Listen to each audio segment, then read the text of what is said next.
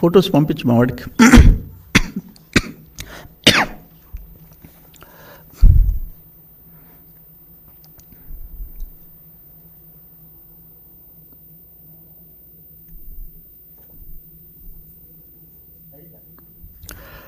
అందరికీ నమస్కారం. ఈ వైఎస్ జగన్మోహన్ రెడ్డి గవర్నమెంట్లో 2019-24 మధ్య జరిగిన లిక్కర్ స్కామ్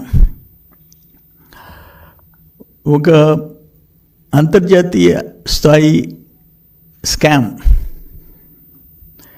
నేను అనేది ఏంటంటే, బహుశా దేశంలో ఏ దేశంలో అయినా 1,30,000 కోట్లు only cash transaction, no digital payment, no cheque payment or PhonePe, only cash. ఆనాడు prime minister Modi garu digital India అని చెప్పి పదే చెప్పాడు, క్యాష్ ట్రాన్సాక్షన్స్ తగ్గించమని. ఈయన క్యాష్ ఆంధ్రప్రదేశ్గా మార్చాడు. ఈరోజు ఎంక్వైరీ జరుగుతుంది. ఆ ఎంక్వైరీలో కూడా అసలు లోతుగా పోవాల్సిన అవసరం ఉంది సిఐడికి.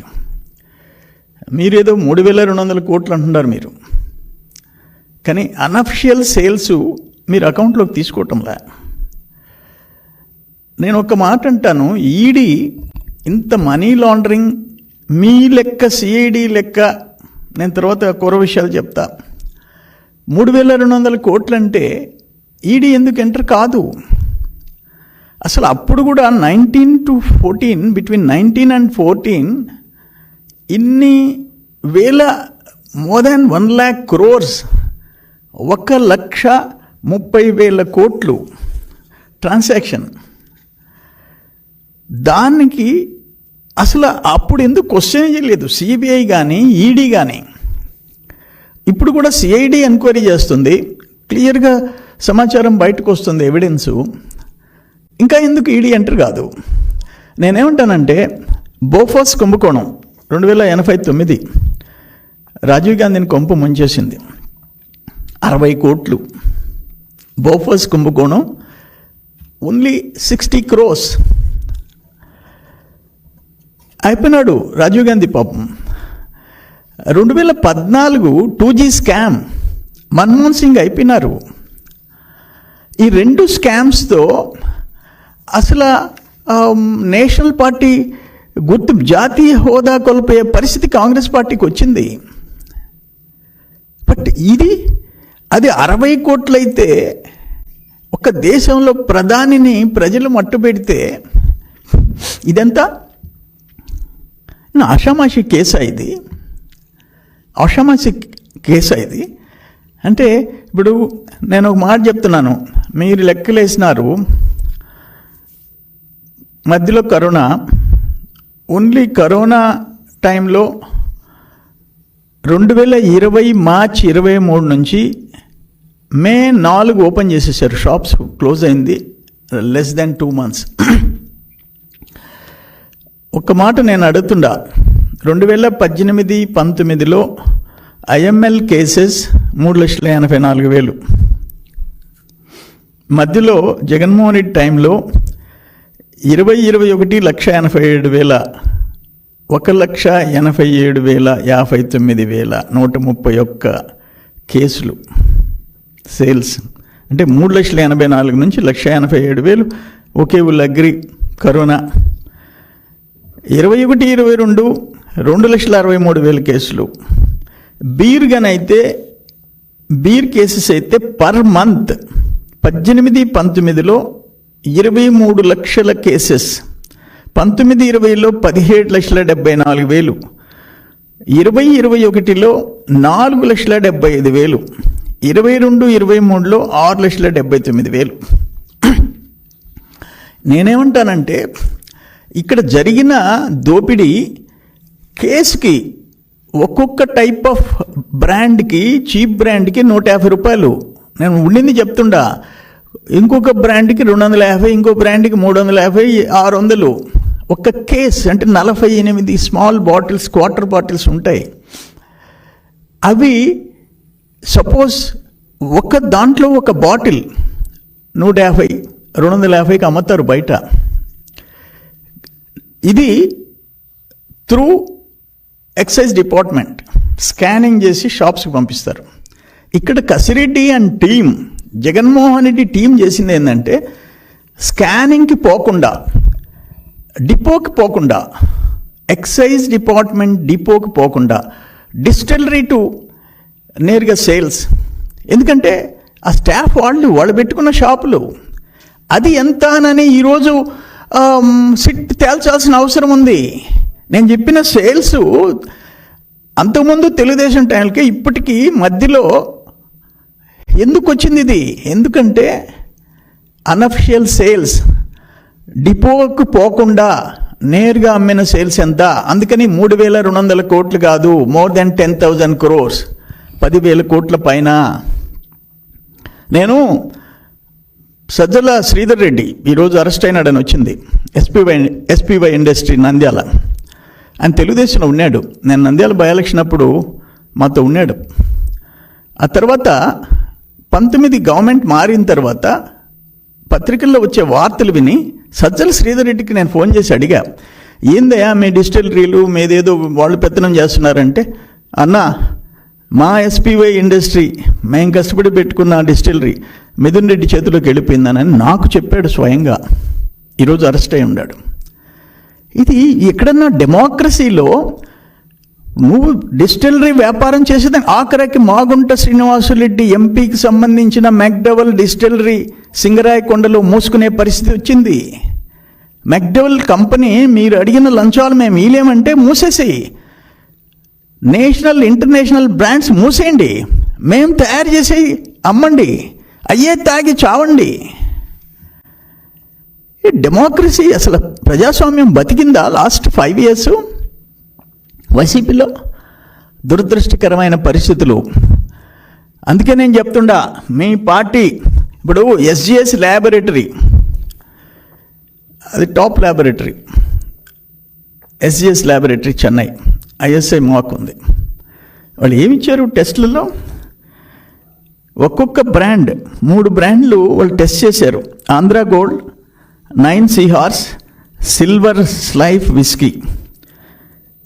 ఆంధ్ర గోల్డ్ విస్కీలో టెస్ట్ చేస్తే కనుగొన్న విష రసాయనాలు పైరోగలాల్, ఐసోపులరిక్ యాసిడ్. ఏ బ్రాండ్లో?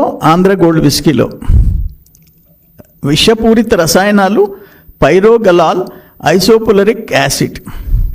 రెండో బ్రాండ్ సిల్వర్ స్ట్రైప్ విస్కీ, దాంట్లో ఏం కనుగొన్నారు? పైరోగలాల్, ఐసోపులరిక్ acid, diethanol phthalate. SGS laboratory ఇచ్చిన మూడో బ్రాండ్ సీహార్స్ విస్కీ, దాంట్లో పైరోగలాల్, ఐసోపులరిక్ యాసిడ్, డైఇథనాల్ థాలేట్. దీంట్లో ఇవి తాగితే వచ్చే మనుషులకి ఆరోగ్యాలు పోవటం, ప్రాణాలు పోయేదానికి కారణాలు దీంట్లో రసాయనాల గురించి చాలా క్షుణ్ణంగా రాసి ఉంది. నేను అప్పట్లో 3 సార్లు ప్రెస్ కాన్ఫరెన్స్ పెట్టా. 2020 మే 5వ తేదీ నేను చెప్పా, 2023 జూన్ 14 చెప్పా, ప్రెస్ కాన్ఫరెన్స్ పెట్టి చెప్పా, 2023 అక్టోబర్ 16 చెప్పా. ఏం ఉపయోగం? మాకెవరు ఎదురు, మాకు డబ్బుంటే చాలు అనుకున్నారు. నేనేమంటాను, మనుషుల ప్రాణాలు తీసే హక్కు నీకు ఎక్కడిది అంటాను. ఈరోజు పెహల్గాంలో 26 మంది చనిపోతే ప్రపంచం అన్యాయంగా చనిపోతే, ఇక్కడ నీ మందు దాగి, ఈ మందు దాగి, కల్తీ మద్యం తాగి చనిపోయింది ఎవరు? ఎస్సీలు, ఎస్టీలు, బీసీలు. ఎస్సీలు, ఎస్టీలు, బీసీలు. మేము పొగతోట ఏరియా ఉంది నెల్లూరు టౌన్లో, అక్కడ నంబర్ ఆఫ్ హాస్పిటల్స్ ఉంటాయి. 70%, 80% అక్కడే ఉంటాయి. మేము అక్కడికి చాలామంది పేషెంట్స్ చూడడానికి పోయినాం. చనిపోయిన పేషెంట్స్, ఈ మందు దాగి చచ్చిపోయినాడయ్యా అని వాళ్ళ కుటుంబం రోధిస్తుంటే డాక్టర్స్ చెప్పేవాళ్ళు, కేవలం లివర్ దెబ్బతిన్నది ఆ మందు దాగి, ఆ చీప్ లిక్కర్ దాగి. దానికి ఎవరు కారణం అంటాను? ఒక ముఖ్యమంత్రి ప్రజల చేత ఓట్లు వేయించుకొని ఆ ప్రజల ప్రాణాలు తీయటం, ప్రజల జోబిల్లో డబ్బులు తీసుకోవటం, ప్రజల ప్రాణాలు తీయటం ఎక్కడన్నా చూసామా అని అడుగుతున్నా నేను.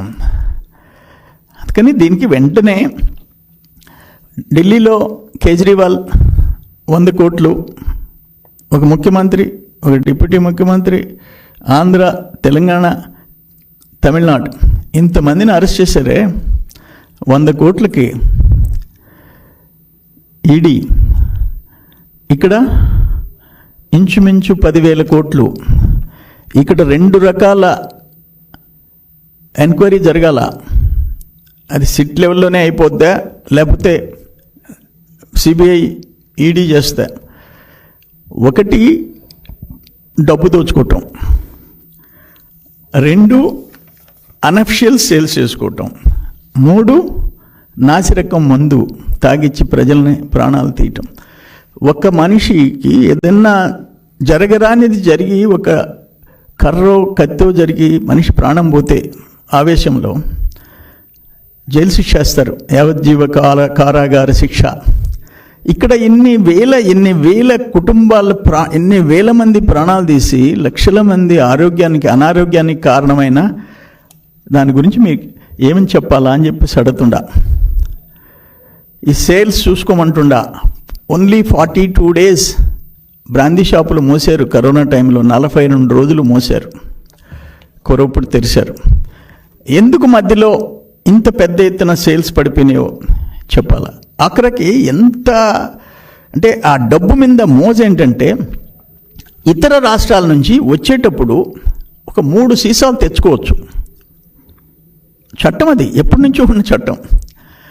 అది కూడా బార్డర్లో ఆపేసేసి ఒక్క సీసా కూడా తెచ్చుకోవడానికి లేదు, మేము చెప్పిందే తాగాలంటే ఏంటి? డెమోక్రసీ సచ్చిందని చెప్పేసి నేను చెప్పింది అందుకే, అంతకంటే ఇంకొకటి లేదు. ఈరోజు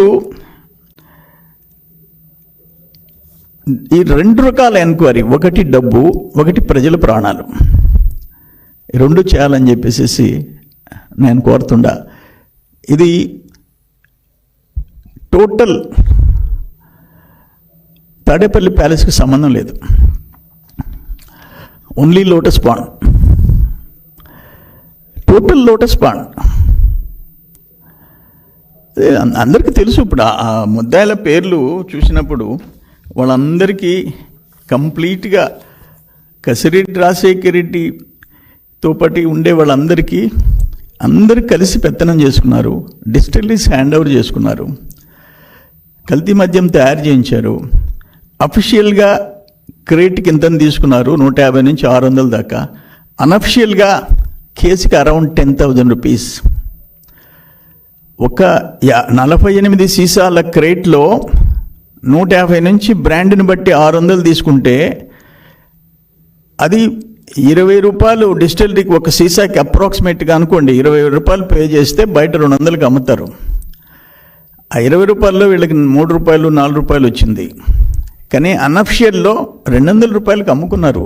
డిస్టిలరీకి 20 రూపాయలు ఇచ్చేసి 200 రూపాయలకి అమ్ముకున్నారు. సో అతి పెద్ద, అందుకే నేను చెప్తున్నాను, నేషనల్ కాదు ఇది, ఇంటర్నేషనల్ లెవెల్. ఇంటర్నేషనల్. జోబిలో డబ్బులు ఉంటే తప్ప, జోబిలో డబ్బులు పెరుక్కున్నారు, ప్రాణాలు పెరుక్కున్నారు.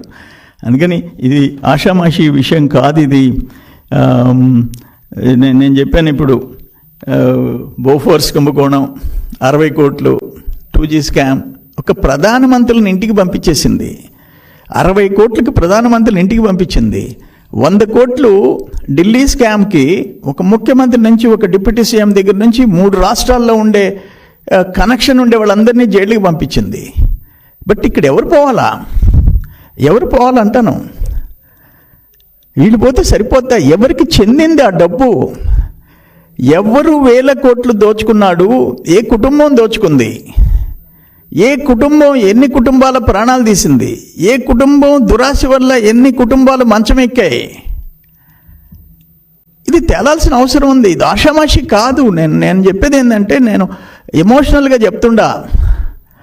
నేను చూసా, నేను హాస్పిటల్స్కి వెళ్ళా, వాళ్ళ రోదన విన్నా. ఒక్క విలేజ్లో, ఒక్క ముద్దుమూడిలో 17 మంది చనిపోయినారని చెప్పేసి మనుబోలు మండలం. నేనేదో ఒక సభ పెట్టుంటే ఆ విడోస్ వచ్చి మా వాళ్ళందరూ చచ్చిపోయినారయ్యా ఆ మందు దాగి అని చెప్తే గుండెలు తరుక్కుపోతాయి. సో ఇది సీరియస్గా తీసుకోండి. ఈడీ ఎందుకు ఎంటర్ కాదో కేంద్ర ప్రభుత్వం జోక్యం చేసుకోవాలా. ఇంత పెద్ద వైలేషన్ ప్రత్యక్షంగా కనిపిస్తుంది. నడి బజార్లో పెట్టి డబ్బులు దోచుకొని, 1000 కోట్లు దోచుకొని, 1000 మంది ప్రాణాలు తీసి, లక్షల మంది అనారోగ్యానికి కారణమైన ఈ స్కామ్ మీద వెంటనే ఈడీ, సిబిఐ అందరూ ఎంటర్ అయిపోవాలా. అసలు ఎవరికి అల్టిమేట్గా బిగ్ బాస్కి ఎవరైతే దురాశకి, ఏ బిగ్ బాస్ దురాశ వల్ల ఇది జరిగిందో, ఆ ఫ్యామిలీ వల్ల, వాళ్ళు కటకటాలు లెక్క పెట్టక తప్పదు అంటున్నా నేను. ఒక చిన్న తప్పు చేస్తే జైలుకి పంపిస్తున్నారు. ఒక 10,000 ఎవరైనా లంచం తీసుకుంటే ఆఫీసరు ఏసీబీ వచ్చేసేసి జైలుకి పంపిస్తుంది. ఎవరికైనా చట్టాలకు అతీతులా అని అడుగుతున్నాను. ఇంత బహిరంగ బజారు దోపిడీని మనం ఎప్పుడూ చూడలేదు.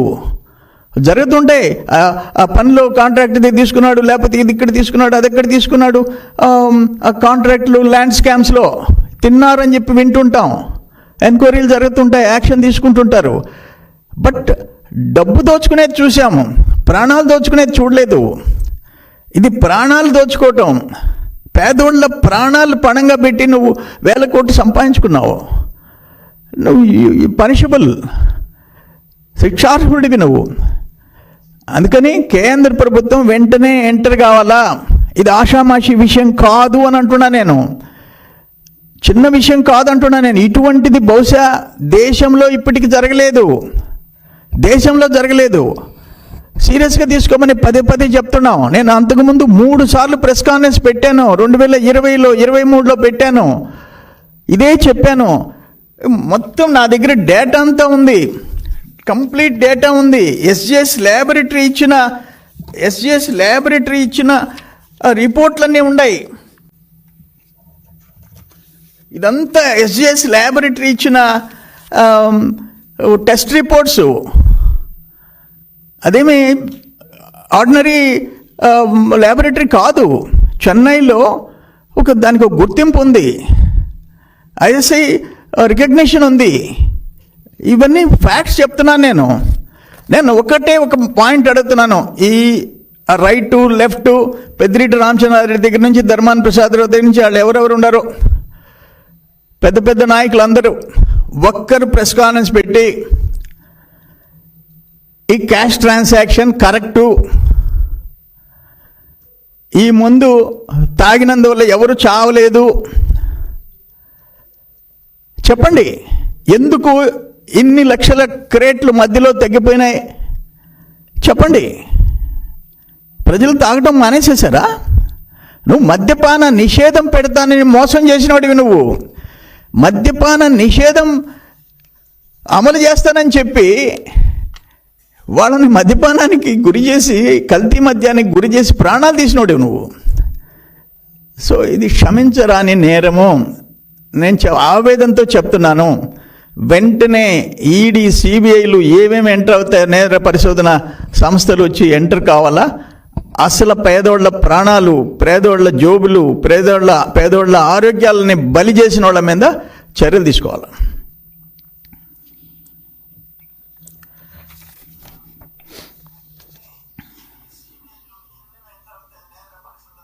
నాకు శ్రీధర్ రెడ్డి చాలా క్లియర్గా చెప్పాడు. మిథున్ రెడ్డి హ్యాండ్ ఓవర్ చేసుకున్నాడు. ఇప్పుడు అదే వస్తుంది పత్రికల్లో. నేను గవర్నమెంట్ మారంగానే ఫోన్ చేశా. MP Magunta Srinivas, McDowell company వాళ్ళు చెప్పేశారు, మేము ఇవ్వము, మీరు అడిగే లంచాలు మేము ఇస్తే ఇంటర్నేషనల్ లెవెల్లో ఇతర దేశాల్లో మేము బుక్ అయితే లంచం ఇచ్చాము, వేరే కంట్రీలో లంచం ఇచ్చామన్నా ఆ దేశంలో మమ్మల్ని పనిష్ చేస్తారు. అంటే డిస్టిలరీ మోయించేసావు. ఏం డిస్టిలరీ మోయించావు? మెక్డవల్ డిస్టిలరీని మోయించావు. ఏమేమి తెరిపించావు, ఏమేమి నడిపించావు. ఇంకో మాట చెప్తున్నారు వాళ్ళు. జగన్మోహన్ రెడ్డి చెప్తున్నాడు నిన్న, చంద్రబాబు ఇచ్చాడు డిస్టిలరీ. చంద్రబాబు డిస్టిలరీస్కి ఇస్తే నాసి రకం మందు తయారు చేయనిస్తాడా? చంద్రబాబు టైంలో మంచి కంపెనీలు ఆపేసేసాడా? చంద్రబాబు టైంలో డబ్బులే ఎత్తుకోపోవాలని చెప్పాడా? చంద్రబాబు టైంలో ఈ ముందే తాగి చావండి అని చెప్పాడా? వాళ్ళ ఇష్టం, ఎవరికి రిస్ట్రిక్షన్ పెట్టలే. ఎవరికి వాళ్ళు క్వాలిటీ చేసి సరుకు ఎక్సైజ్ డిపార్ట్మెంట్ టెస్టులు చేసి అవి అలో చేస్తే అఫీషియల్గా, మీ మాదిరిగా అనఫిషియల్గా కాదు, మీ మాదిరిగా డిస్టిలరీస్ హ్యాండ్ ఓవర్ చేసుకోలేదు. ఆయన జగన్మోహన్ రెడ్డి పెద్ద ఉపన్యాసం ఇస్తున్నాడు మొన్న. దురదృష్టం, ఆ రోజు నువ్వు 43,000 కోట్లు తండ్రిని అడ్డం పెట్టుకొని దోచుకున్నావు. అది డబ్బు దోచుకున్నావు, ఇక్కడ ప్రాణాలు దోచుకున్నావు. ఇక్కడ ప్రాణాలు, పేదోళ్ళ ప్రాణాలు పణంగా పెట్టి నా ఎస్టీలు నా బీసీలు అని చెప్పేసి నటిస్తావు. దురదృష్టం, ఇది దురదృష్టం. మన రాష్ట్రం చేసుకున్న ఇది పాపం. ఆంధ్ర రాష్ట్రంలో ఇటువంటి పరిస్థితి, ఇటువంటి పరిపాలన, ఇటువంటి దోపిడీ ఏ ప్రభుత్వమైనా పొరపాటు జరుగుతాయి. ఓకే,